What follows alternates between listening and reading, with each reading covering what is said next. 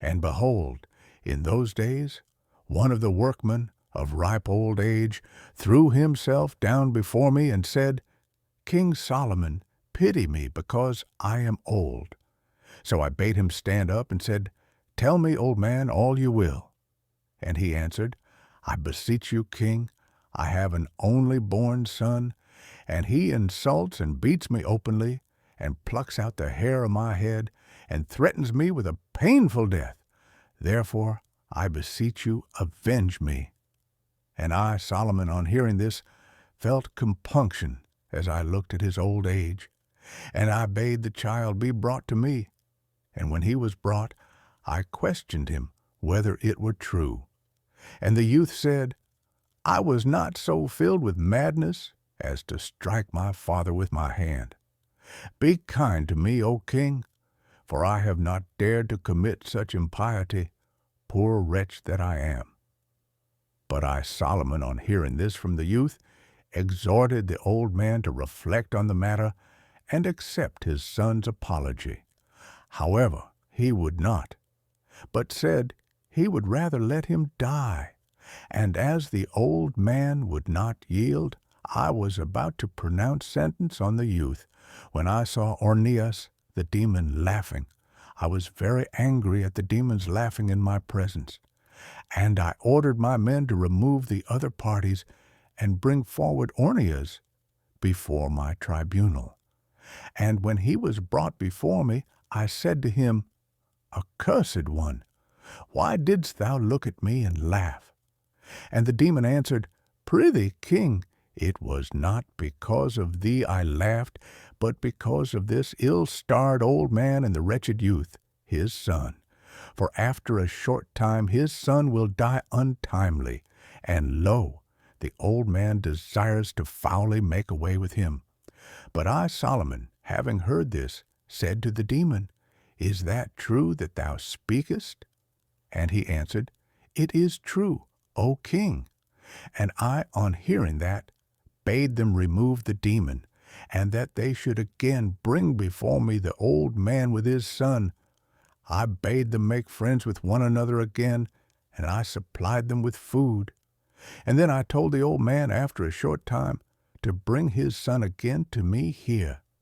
And, said I will attend to him. And they saluted me and went their way.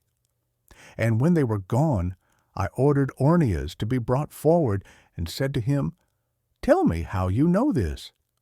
And he answered, We demons ascend into the firmament of heaven, and fly about among the stars.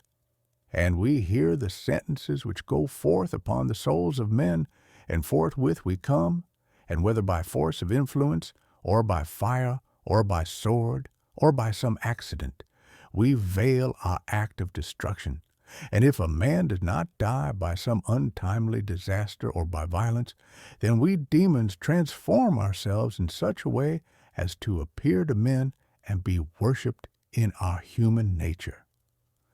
I therefore, having heard this, glorified the Lord God, and again I questioned the demon, saying, Tell me how ye can ascend into heaven, being demons, and amidst the stars and holy angels intermingle.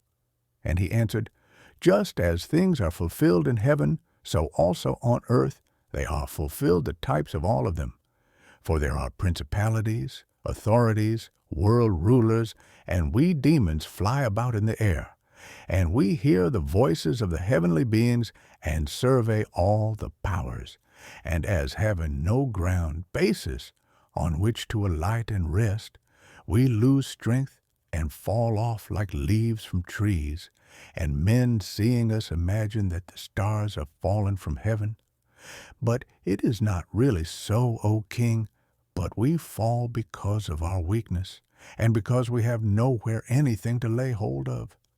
And so we fall down like lightnings in the depth of night, and suddenly, and we set cities in flames and fire the fields, for the stars have firm foundations in the heavens like the sun and the moon.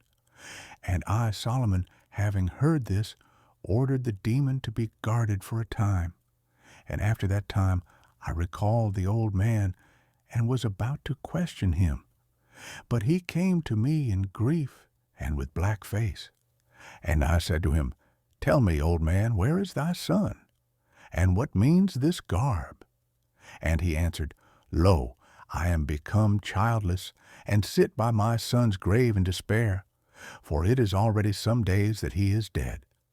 But I, Solomon, on hearing that, and knowing that the demon Ornias had told me the truth, glorified the God of Israel,